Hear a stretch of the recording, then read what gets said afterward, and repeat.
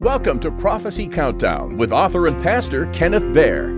Join us every week for the latest updates on what the Bible has to say about the events, the characters, and prophetic signs of the return of Jesus Christ and His coming kingdom. Make sure you not only subscribe, but like your favorite episodes and share it with your friends.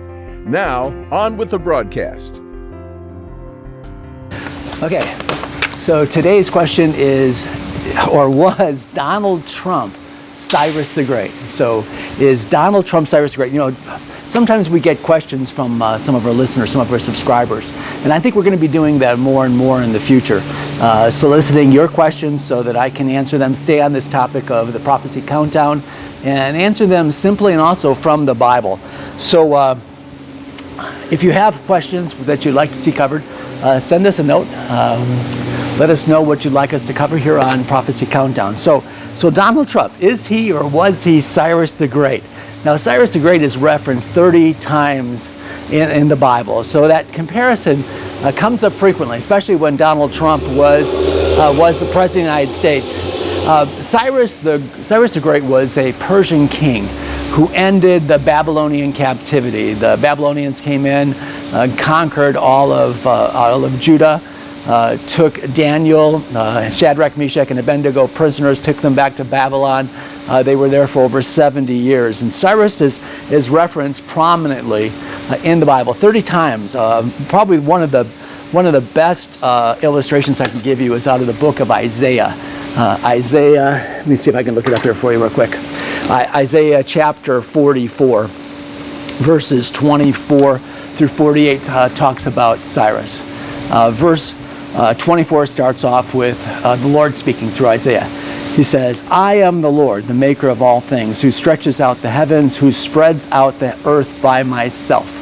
And then in verse 28, Isaiah has this to say through of course, the Lord speaking through Isaiah, who says of Cyrus, "He is my shepherd, and will accomplish all that I please. He will say of Jerusalem, let it be rebuilt, and of the temple, let its foundations be laid." So in verse 28 of Isaiah, chapter 44, this king of Persia, this future king of Persia, Isaiah names him by name, Cyrus. This was almost 200 years before Cyrus is actually born, 200 years before. And it says, let it be rebuilt, and of the temple let its foundations be laid. So this is before the temple has been torn down. This is before the Jews have been taken captive into Babylon, and Isaiah has this prophecy. This is similar to what Daniel has to say. Daniel chapter 9. This is why it's spoken of with Donald Trump. That is he Cyrus, and we haven't come to answer that question yet. Daniel 9:25 says, "Know therefore and understand that from the time that the word went out to restore and rebuild Jerusalem until the time of an anointed prince, there shall be 7 weeks, and for 62 weeks it shall be built again with streets and moat, but in troubled times." So this Daniel 9 is where we get the idea of the 7 years of tribulation, the 70th week, because Daniel speaks prophetically. Daniel's in Babylon and understands that there's supposed to be 70 years. But then Gabriel says, no, it's not 70 years, it's 70 times 7, or 70 times 7 weeks of years, which is 490 years. And then it breaks it down to 62 and 7. Well, 62 and 7 is 69, leaving 1 7th week left. And this time clock, this stopwatch, to count down to the time of Messiah starts when somebody says, let Jerusalem be rebuilt. And many people think that was Cyrus, and others think it was Artaxerxes, who actually lived a little bit later.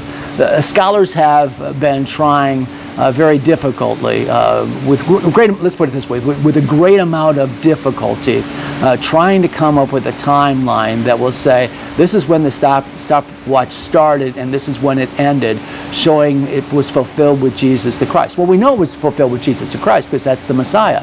And they try to back into the exact number of years, which would be 483 years. And then some have got to, I've taken a look at what they've come up with, and if you use 360 years and add a few years in there because of every now and then there would be an extra year, like we have a leap year, they would have a whole leap month, the Jewish people. So if you do the math right, according to some of these scholars, you come up with either the day that Jesus rode into Jerusalem or that he was crucified. It's only a week difference. So that prophecy was fulfilled. So here's the question: was Donald Trump Cyrus the Great? Well, no, of course not. Cyrus the Great was Cyrus the Great. He was the one that fulfilled the prophecy of Isaiah. He was the one that came in, released the people of Judah from Babylon. He freed the Jews and said, let the temple be rebuilt, or let the foundation be built. So there are a couple things having to do with Donald Trump, though, that has prophetic underpinnings. One of them is that Trump was the first president to make Jerusalem the official capital, officially recognized capital of the Western world.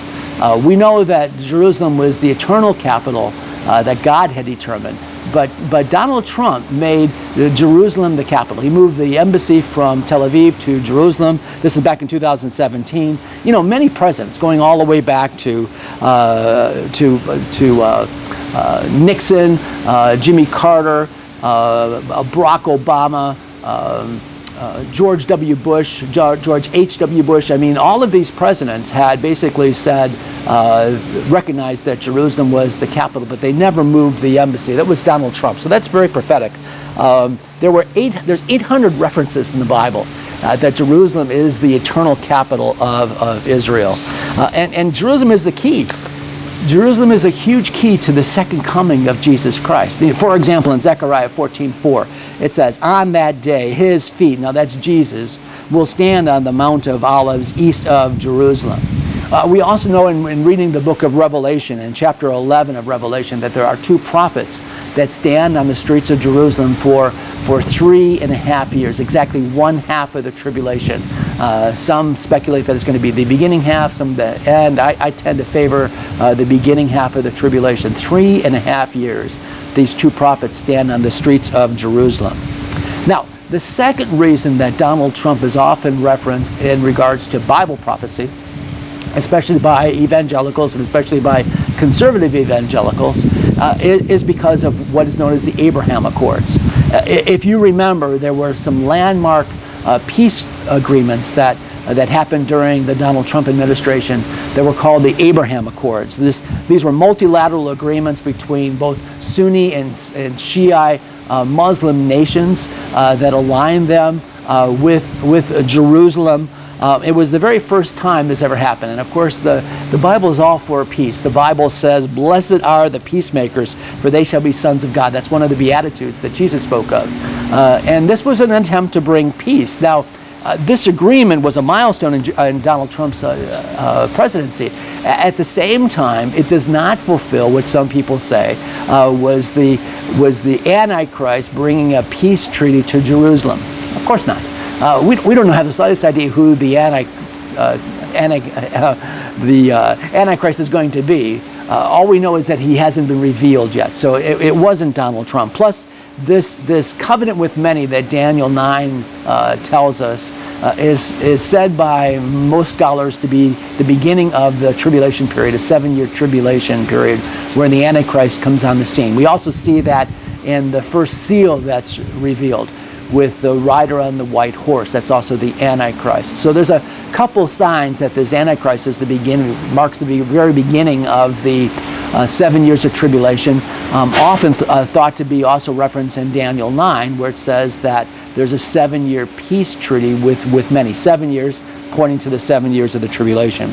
You know, when we read the book of Revelation, and this is a great example, when we read the book of Revelation, when you read any prophecy about the second coming, about the end of times, Armageddon, or whatever you want to be looking at, remember that the adage that the Bible interprets the Bible. We don't want to use today's newspapers, current events, even news, political speeches to basically interpret a prophecy. In fact, that's a quote from my book that just came out, which is The Apocalypse and Second Coming. So thank you so much for tuning in today. We hope that we see you again. Be sure to share this video, like it, and subscribe so that you don't miss out on future episodes of the Prophecy Countdown.